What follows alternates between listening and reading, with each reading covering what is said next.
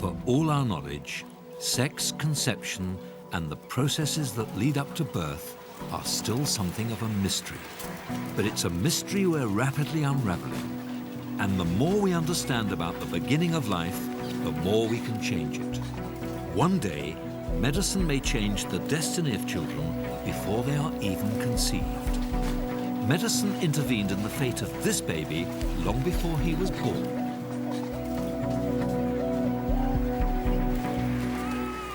This looks like a perfectly normal little baby boy, but he's actually rather rare. The genes he's inherited from his parents weren't left to chance. He was selected, and the science which produced him is now taking all of us into uncharted territory.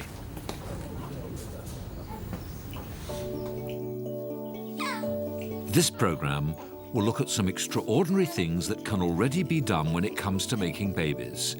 And it will explore the things that our ability to manipulate genes are now making possible. Question is, how far should we go? Scientists are already trying to grow body parts from embryos, combine the DNA from 3 different people to produce a child, and even trying to change the genes in sperm, which might ultimately lead to altering whole populations. Manipulating genes inevitably raises the spectre of the creation of a master race.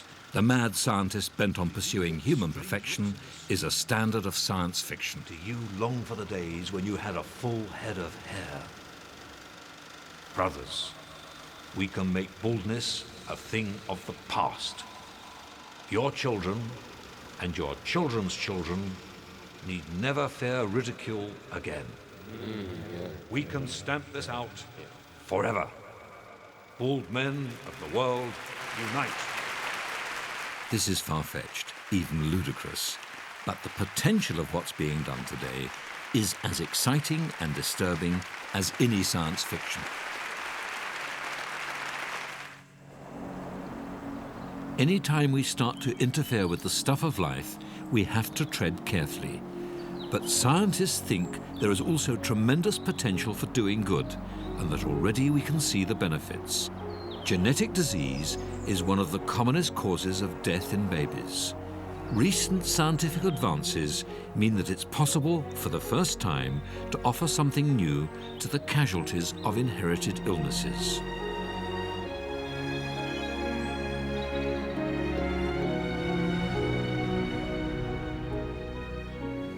Joshua was very small when he was born. He was only £5, 1.5 ounces.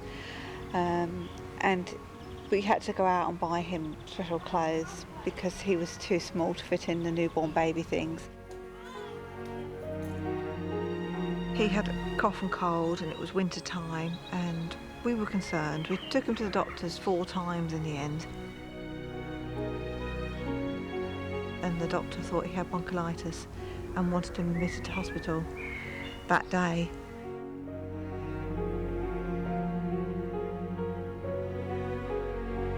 He then asked if Joshua had ever been tested for cystic fibrosis. We said no, and he said, "Oh, we must get a test arranged."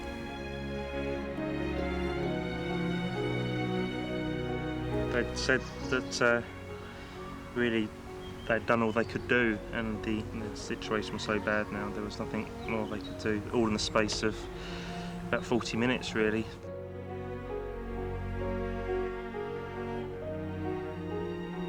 Then we decided to get him christened, didn't we? Yeah, we asked to have the chaplain there, and so the chaplain came, and they took all the monitors and everything off Joshua because we didn't want him to die. Basically undignified, really. And he died in my arms with Chris holding him as well, wasn't it? And my mum was there as well. And then, really, I think he'd actually died when he actually got christened.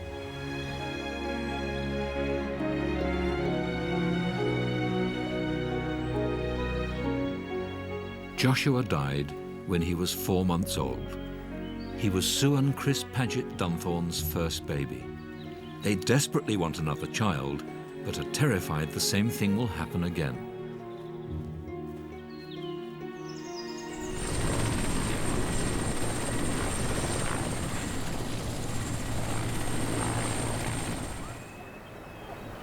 On the Scilly Isles, just off the most western tip of Britain, another couple faced the same dilemma.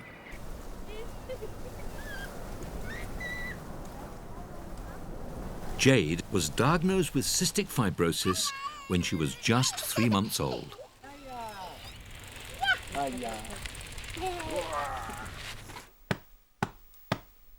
Jade is 3 now. Her family's day is taken up with managing her illness. Morning and evening, Jade's parents give her physiotherapy to break up the mucus, which threatens to clog up her lungs. She takes daily antibiotics and enzymes to help her digest food properly. She has little resistance to infection. Her life expectancy is low.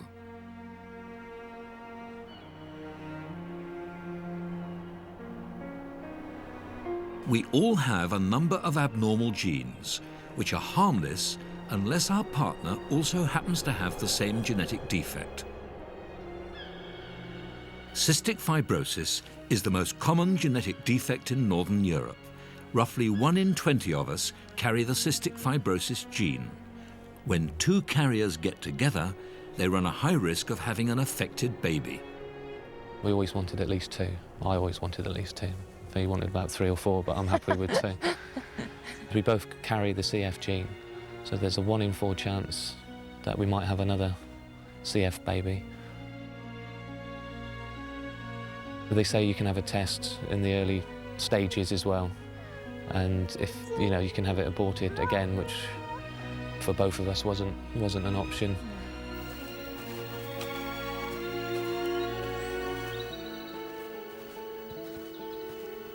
We didn't know whether we could make a decision to abort a baby with cystic fibrosis, knowing that Joshua had had the condition, or whether we could cope with a baby with cystic fibrosis after losing a child to it. So we had some really serious thinking to do.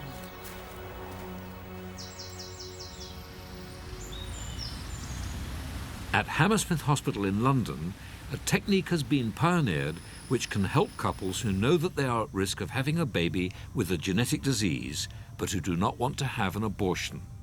It's called PGD, or pre-implantation genetic diagnosis. It involves growing embryos in the lab, then screening them for cystic fibrosis. This is the first follicle on the left. The chances of success are low, but both couples have decided to try it. First, Sue's eggs have to be collected from her ovaries. Okay, I've got a few cells here, Stuart. Just checking this. Yep, that's the first egg. Thank you. The ovary contains a number of follicles or sacs. Normally, every month, 1 follicle swells with fluid and produces a mature egg ready for fertilization. But for PGD, more than 1 egg is needed, so Sue's ovaries have been stimulated by drugs. The follicle is the dark area in the center of the screen. You can see the needle go in and the follicle shrink as a tiny egg is sucked out. That's another egg. That's 15 now. Thanks, Ben. After the eggs are collected, all 15 are fertilized by Chris's sperm in the lab.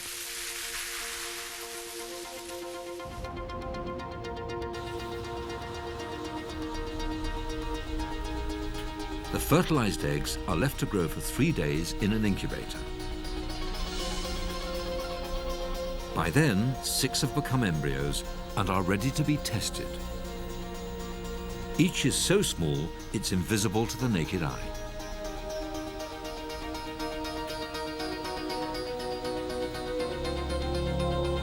In an incredibly delicate procedure, 1 cell is then removed from each embryo and its genetic makeup tested.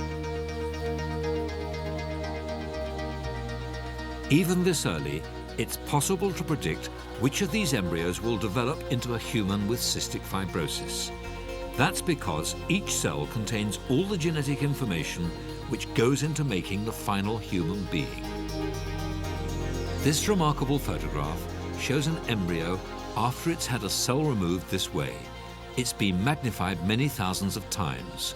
Astonishingly, even though a large chunk of the embryo has had to be removed to do the tests, it still goes on dividing and developing quite normally.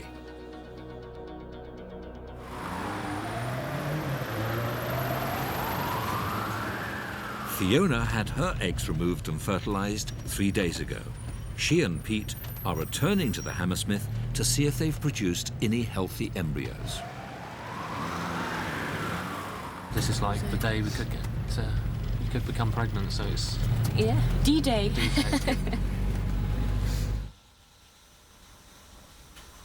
Pete and Fiona have produced 5 embryos, cells from which are now being tested. The DNA is separated by being run through a gel. Using an ultraviolet light, Dr. Debbie Taylor can then tell if any embryos will be affected by cystic fibrosis. This way, she can select which embryos to return to Fiona and which to reject. And the diagnosis on number 1 was? The tests have shown there are 4 embryos which don't have cystic fibrosis and 1 which does. Yes. That looks like a normal. Okay. Hi, good evening. How are you? Not too bad. Right. This is the team. This is Dr. Debbie Taylor. She's the scientist that was involved in the diagnosis. And this is Jonathan Taylor. He's our embryologist. Okay. I think we should start off by saying it's good news. Good. Relax now. Yeah. I'm sure always comes as a huge relief. Sure. Big time. We got results on 5 of the embryos, so we've actually, in fact, got a choice or a selection of the best embryos to put back. Right. Now, during the day, those embryos have been in the incubator and developing all the time. So what's going to happen now, while we get you changed, John's going to pop up to the lab and actually have a look at how the growth has gone during the day and really pick which are the best looking embryos, the ones that have perhaps grown and divided, and we can decide on the best ones to put back. Good. Yeah, Hurrah. brilliant. Yeah. Yeah.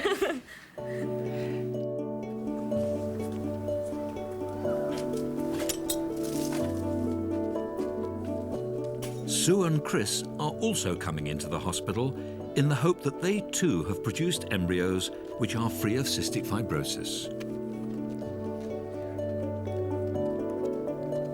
But unknown to them, there's a problem. The genetic analysis didn't work on a single one of Sue and Chris's embryos. There is a chance that if I change the conditions slightly that we can actually get it to work the second time around. Yes, but it's now so late. Those embryos will be in culture a long time. Is it really worth doing? Yeah, I think from what we've seen there, we ought to give it a go. Yeah, I'd like to give it a go. Now, it's unusual for this to happen, but we have been in this situation before. And what we suggest is that we have a second go at analysing the results. Yeah. I'll ask you to look after yourselves for a bit longer if you don't mind. No, not at all. So Sue and Chris began a long wait. Meanwhile, Pete and Fiona had 2 healthy embryos Keep your eye on transferred to the screen. You'll womb. slowly see the catheter moving out of the uterus.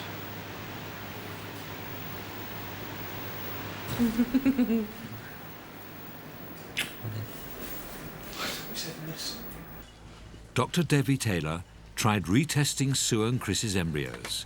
It was an extremely tense time.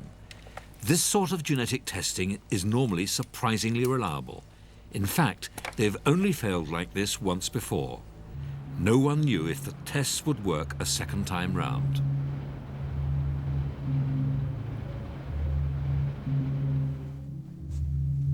If they don't get a result the second time around, they'll have to start the whole cycle again. This could take months. Just before midnight, and they're on the verge of knowing if the second run at the test has worked. Great, it's worked, yeah. You can actually see we've got 2 carriers, so we've got something to transfer. Fantastic. Yeah, it's wonderful. So just after midnight, the medical team went through the deserted hospital and opened up the theatre where they do the embryo transfers. Here's the 2 embryos we're going to transfer. They both have 7 cells. 1, 2, 3, 4, 5, 6, 7 in that one. 1, 2, 3, 4, 5, 6, 7 in that one. And there's the little hole we've drilled in it where we're taking the cells for analysis. All right. And they've grown since the biopsy. Not surprising, it's pretty late. So there's the 2 little embryos in the drop of fluid which are invisible to the naked eye. pop those in. Sue and Chris and Pete and Fiona now have to wait 10 days to see if the embryo transfer has been successful and if they've become pregnant. Okay. For them to become pregnant, the embryos that have been put back have to implant or stick into this, the lining of the womb. Now, for the first time ever, these photographs show how, over the course of a month, the lining of a woman's womb changes so that it is in the best possible condition to receive the fertilized egg. Magnified on your screen up to 1,000,000 times, we discover a complex system, much of which is still a mystery. During the first 14 days of a woman's cycle, a layer of cells starts to build up. Then suddenly, the womb surface changes. Berry-like penopods appear. The womb is now ready for the embryos. The penopods, however, last for less than 2 days. Then they and the lining of the womb start to deteriorate. Scientists now think it's normally during those brief 48 hours that an embryo can implant.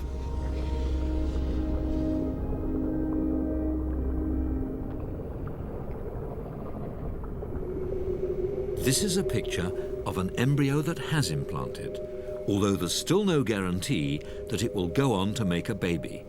Most fertilized eggs don't even get this far.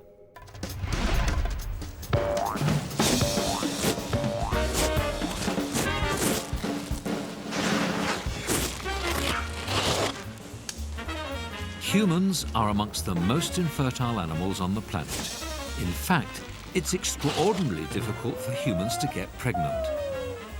Even a couple producing normal sperm and a normal egg may not produce a normal embryo. And even when the embryo seems to be normal, there may still be a problem. All too often, the embryos just don't stick.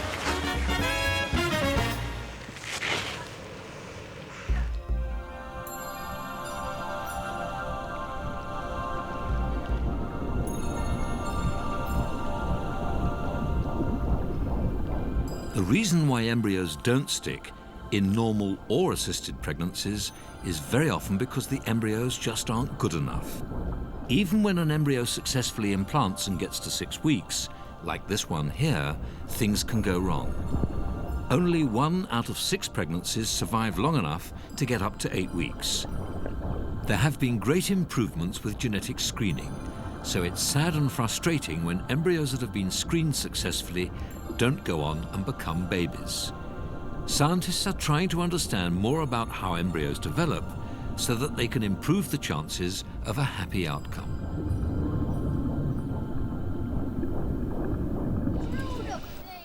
The desperate need to have a child means that many couples are prepared to try ever more experimental procedures. April and John Molinaire live in New Jersey. They describe themselves as everybody's favorite aunt and uncle, but they desperately want to be parents themselves. The reason they're not is because they can't produce viable embryos. April actually grew up 2 houses away from me, so I've pretty much known her all my life, and I guess she's known me all of her life as far as that goes. We didn't want to start trying to have a baby right away. So we were married for 3 years before we started trying to have a baby. And it's been a long 5 years. Because they didn't conceive normally, April and John had IVF treatment. But after April's eggs were fertilized, her embryos stopped growing normally and began to fragment and break up.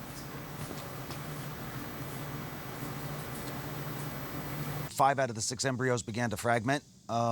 They weren't sure exactly why they were fragmenting. They gave us one good embryo and said, this looks decently healthy, and we tried it, and it just didn't take it. I mean, that kind of devastated April and I because we never expected that to happen. Yeah, we just thought if we could fertilize an egg that we would have a baby. And that's all it would take. It didn't work like that. Right. There are many reasons why an embryo might develop badly. But in April's case, her doctors think there's a problem with the cytoplasm. the jelly that bathes the nucleus of each egg. When April's embryos develop, instead of dividing symmetrically into a round ball of cells, as a normal embryo would, they start to develop abnormally and then disintegrate. Hi, honey, how you feeling? Good. Yeah? They could try using donor eggs from another woman, but April and John feel that it's very important that their child contains both their genes. So they're going to try a highly experimental approach. It's gonna work. It is. Yeah, that's okay. This is our last shot at having our own child.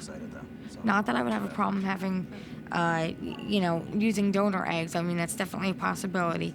But, I mean, if I had my druthers, I would, you know, want this to work out. So it's, you know, very important.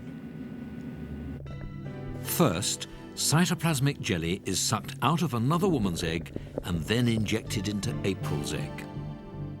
This jelly contains some DNA and nutrients which power the cell's activities. April's doctors are hoping that the donor's cytoplasm will jumpstart cell division in April's egg. It's controversial, not least because it means that any baby produced this way will be a kind of genetic cocktail containing DNA from 3 people: John, April, and the donor.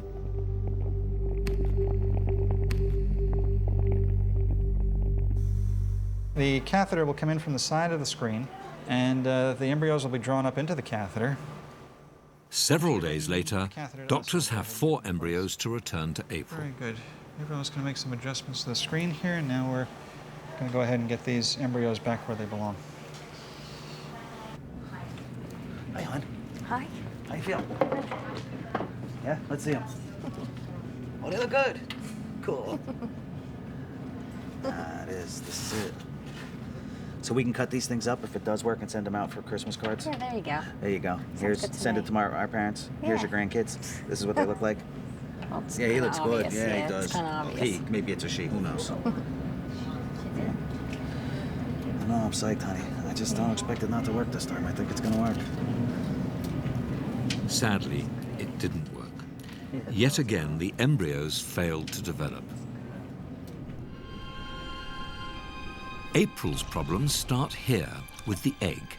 Once a month, in a shower of fluid, an egg bursts out of the ovary and begins its journey down the fallopian tube. Because it's a single cell holding the answer to a great many reproductive and genetic problems, the egg is intensively researched. The egg is in limited supply. At birth, a girl has roughly 1 million eggs in her ovaries, but they have already started to die off.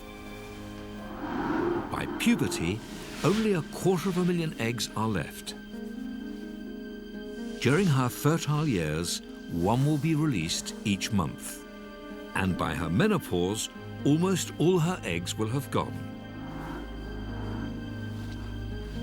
The ovaries age much faster than the rest of the body, and the eggs inside them seem to deteriorate. Genetic defects like Down syndrome become much more common as a woman, and her eggs age. Fertility is also drastically reduced. So is there any way to slow this aging process? One way some doctors are trying to keep ovaries young and fresh is by removing and preserving part of them. This young woman has cancer, and she's having ovarian tissue removed to try to protect it from the anti-cancer drugs she has to take. Removing ovarian tissue is easy enough. Freezing and preserving it is also relatively simple. The problem comes when you take it out of the freezer and try to put it back.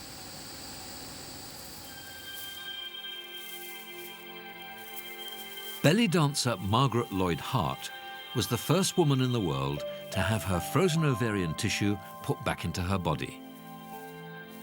Margaret's ovaries were surgically removed for medical reasons. but as a result, she had an early menopause.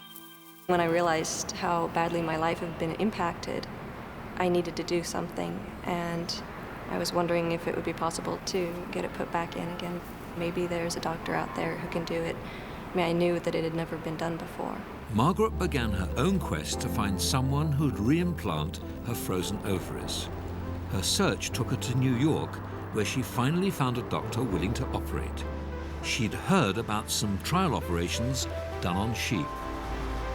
They had actually taken their ovarian tissue out and frozen it and put it back in, and had some good success. And I thought that looked hopeful, but it hadn't been done on humans yet, and that was a scary thought. In February 1999, Margaret became the first person to try this highly experimental surgery. Her ovarian tissue was defrosted, then surgically reimplanted into her body using a laparoscopic cannula. Once inside her body, the string of ovarian tissue was maneuvered into place.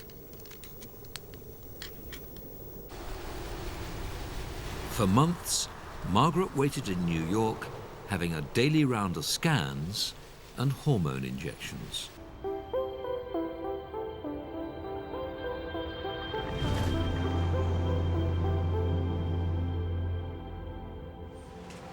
Finally, after 7 months, a scan showed that the reimplanted tissue had started to produce follicles or egg sacs. We were doing sonogram, and we noticed this dark area, and both the doctor and the technician thought that it might be a follicle regrowing. So the next time we came in, it seemed to be getting bigger, and both of them seemed to be convinced that it really was, and we were really excited. It was humbling, as we were in the presence of a miracle.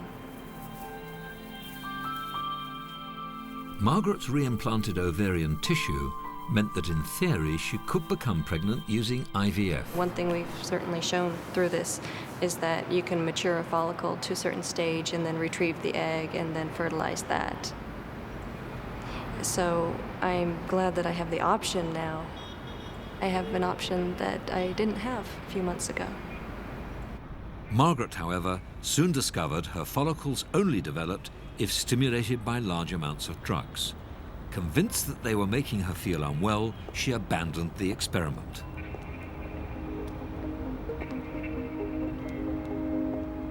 But there is another approach, and it may in the long term offer much greater benefits. Until now, scientists have been concentrating on ways to grow eggs inside a woman's body. But why not try to grow eggs outside the body? Like growing plants from seed, growing eggs outside the body will only be possible when researchers have found the right genes, food and conditions for the eggs to develop. Work is progressing fast, and many of the technical problems have started to be cracked. Being able to grow human eggs as easily as we now harvest mushrooms would benefit a wide range of people. Cancer patients who wanted to avoid exposing their eggs to chemotherapy, or women who wanted to delay getting pregnant, would be able to store ovarian tissue and have their eggs matured later. But the greatest advantage would be for routine IVF, making it much simpler. Women would no longer need to take expensive drugs, nor to attend hospital for endless monitoring.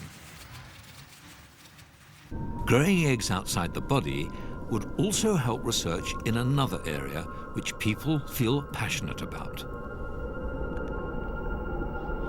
Scientists are trying to find out if they can make human tissue for transplantation using eggs or embryos. Opponents, however, see this as nothing more than using embryos as spare parts.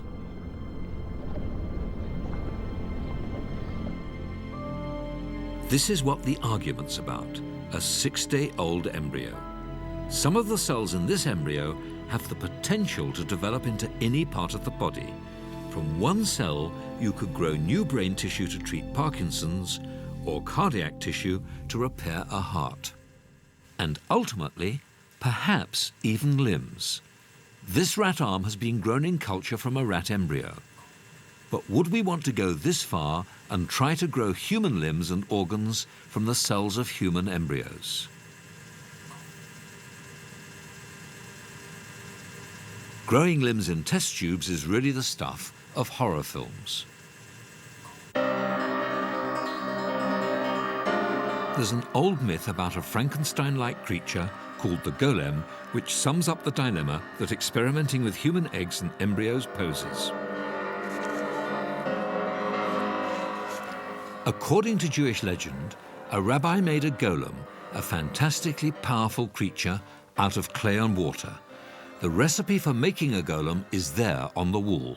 The rabbi made the golem with the best of intentions to help people.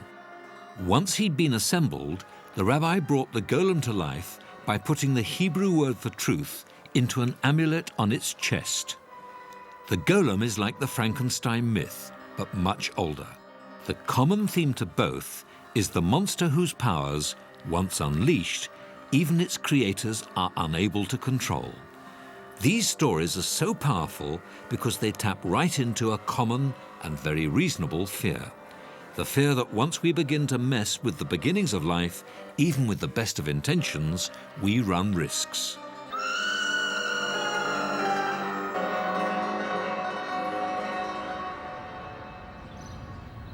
But these fears need to be kept in perspective. At the moment, what can be done is both very limited and not very successful. Mixing April's eggs with donor cytoplasm didn't get her pregnant. It didn't work. It just didn't take. It just did not take. There was no pregnancy.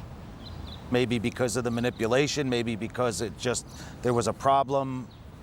Honestly, they couldn't tell us any reason why.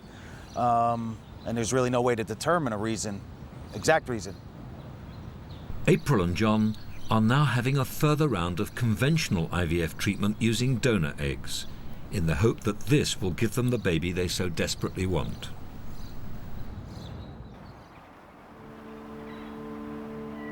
Back in England, 10 days have passed since Pete and Fiona had their embryos transferred.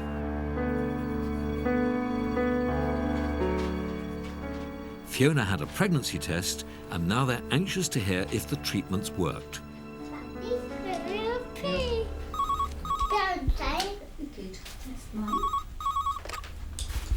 Hello? Hello, is that Mrs. Hingston? Yes. It's Stuart Lavery here at the Hammersmith. Hello? How are you? Not too bad. Okay. We've just had the result of your blood test come through. Right. And the result is a very weak positive. Right. So, really what we need to do is to repeat the test in a week's time. Okay. To see what's happening. All right then. All right? Yeah. Okay, Mrs. Hingston. Thanks very much. If you've got any worries, then just give us a call here at the Hammersmith. Yeah, will do. Okay. Thank you. All right. Bye. Bye-bye. Bye. What did he say? It's, slightly positive. At least it's not no. No, get praying. Another week. But unfortunately, her embryo didn't take. We got told the phone call would be about 3 o'clock, and the phone rang at 2:30, and it was who was going to go and answer the phone. And in the end, I went and answered it, and it was the result we wanted, telling us that we were going to have another pregnancy.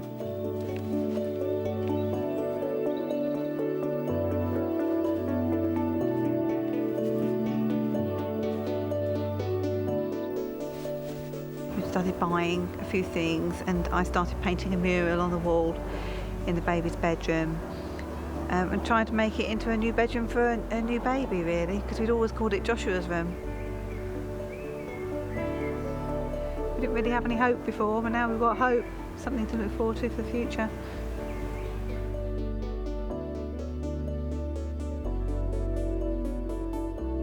Sue and Chris are lucky. PGD only works in roughly 18% of attempts. So might there be a more effective way that scientists could use their increasing knowledge of genetics? Perhaps scientists have been looking at the wrong thing. They've been concentrating on the egg because it is, relatively speaking, large and easy to manipulate.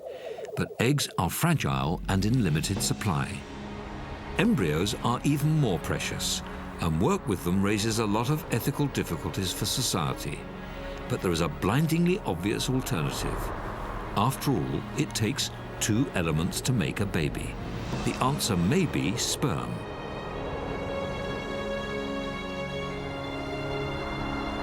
One thing most men are good at is producing sperm. In the course of watching this program so far, women in their childbearing years will have lost on average 3 eggs.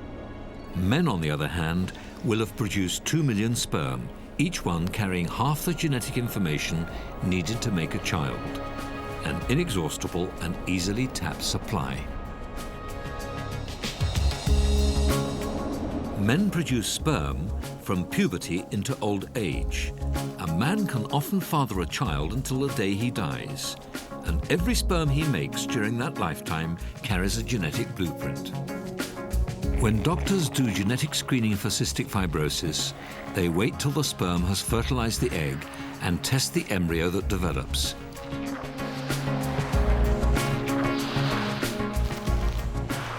But why wait until you've got an embryo? Why not go back a stage further? Why not change the genetic material of the sperm? It's hugely controversial with massive implications.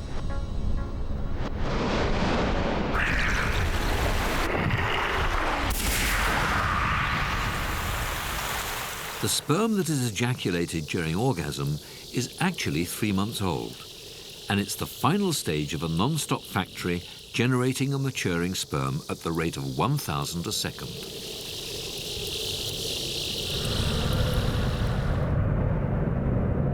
Inside the testes are thousands of pipes, the tubules. Within these are millions of germ cells whose job is to produce sperm to a genetic blueprint. If we change that blueprint, the genetic makeup of the sperm is changed forever. And so would be the genetic blueprint of any human conceived by those sperm. Scientists may one day be able to stop diseases being inherited by manipulating sperm.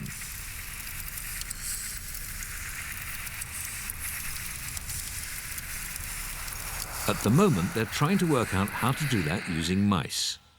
Supposing you wanted to make mice that glowed in the dark, what you might do is to take the fluorescent gene from a jellyfish and inject it into the testes of a mouse. If that gene got into the cells which make the sperm, then something dramatic might happen. Its children would inherit the glowing gene, and so would their children and their children's children. You'd have a new strain of mouse, because what you'd have done is to change their genetic makeup forever. The point of developing this form of genetic engineering is not, of course, to produce novelty mice. The point is to save human lives. The sort of people it might help are people like those here in Sardinia. In this Mediterranean island, 1 in 8 people carry the gene for a dreadful inherited disease. Each June, Sardinians hold a festival which is something of a fertility rite. Traditionally, these lassoers are allowed to kiss anyone they catch, but courtship here has a darker side. It spells the possibility of 2 carriers getting together and having a sick child.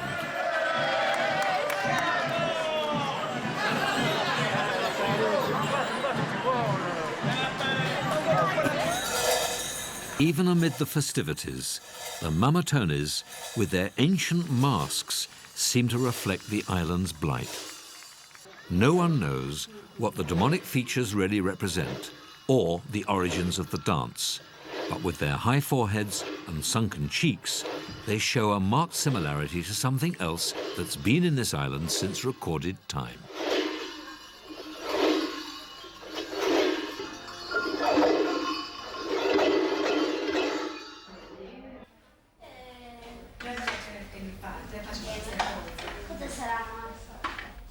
All the children on this ward have beta thalassemia, an inherited and lethal blood disease.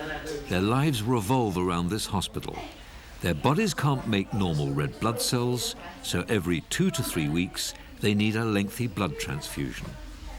If it's left untreated, beta thalassemia causes bone deformation, multiple illnesses, and early death. Even with the high level of care these children are getting, life expectancy is short. Beta thalassemia is the world's most widespread genetic defect. Hundreds of millions across the globe carry this terrible gene. These days, all pregnant women on the island are routinely tested, and almost all opt for abortion if they find that they are carrying a baby with the disease. It's a huge emotional cost for people in this Catholic country and a huge economic burden. At the moment, screening is the most effective weapon that modern medicine has against genetic disease. But even screening can fail. Manuele has beta thalassemia. His mother, Fabiana, knew she was a carrier of the gene, but when they got married, her husband thought he wasn't.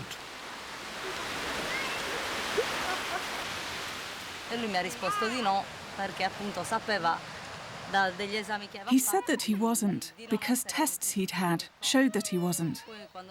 Then, when I became pregnant with Manuele, we did more tests to put our mind at rest so as to be completely sure. And that's when we discovered that he too was a carrier. Manuele is currently waiting for a bone marrow transplant. It's the only thing that offers any hope to children who have beta thalassemia. But suitable donors are rare, and it doesn't always work. Despite their best efforts, the gene that causes beta thalassemia goes on being handed down from father to son, and there's nothing we can currently do which will change that. For thousands of years, civilizations on Sardinia have lived with beta thalassemia. The island now employs every tactic modern medicine has to offer. But as things currently stand, Sardinians like Manuele and his family will go on passing the gene that causes beta thalassemia down the generations. One day, there might be a radical solution to this problem, but it requires a huge leap into the unknown. It would involve replacing the defective thalassemia gene in carriers of the disease while they were still very young. The way it could work in somewhere like Sardinia is that all the boy babies would have healthy genes injected into their testes. As they grow up, they might produce sperm that's free of disease. If it worked, the babies of these children would be permanently changed, as would their children's children. The different elements necessary to make such a thing work are coming together.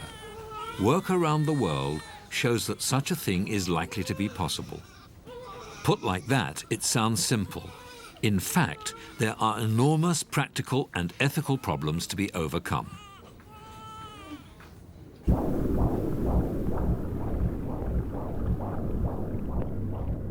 We humans are the product of millions of years of gradual change. Altering a single gene may have catastrophic implications that we just can't predict. What's worse, such mistakes might not emerge for many generations.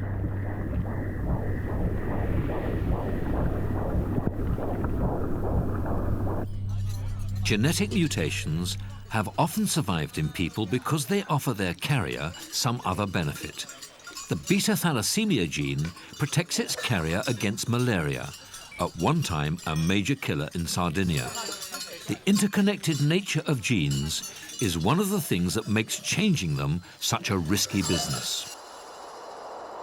And people are also concerned that if genetic engineering becomes available, someone will create designer babies. There may be combinations of genes which predispose people to greater beauty or intelligence. The idea that one day those with enough money could buy these attributes for their children is at the heart of many people's fears about genetics. Developments in genetics offer hope and threat, as do many of the emerging technologies we've featured in this series. Whether it's transplanting arms or injecting genes into hearts to grow new blood vessels, there are dangers. Superhuman medicine is dragging us, kicking and screaming, into a brave new world, one for which few of us are yet fully prepared.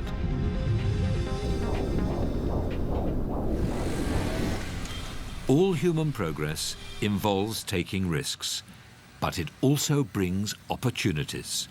Change is happening faster than ever before, and in the coming decades, society will have to learn how to control the power of these new technologies if they are to be used to improve the lives of all of us. After all, this is what technological advances should be about.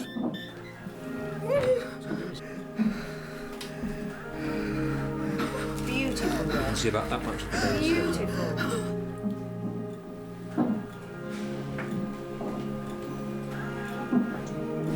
Okay. You've got the pain? Yeah, really Push down your hard. rod. Really go for it. That's one. Really go for it. Keep it coming. Keep pushing. Technology has allowed Sue and Chris to have a new baby son, Ethan, who they can welcome into the world, confident he doesn't have cystic fibrosis and that the heartache they previously suffered won't be repeated. Our medical advances are being developed in the hope that all little superhumans like him will have the best chance there is to live a happy, healthy life.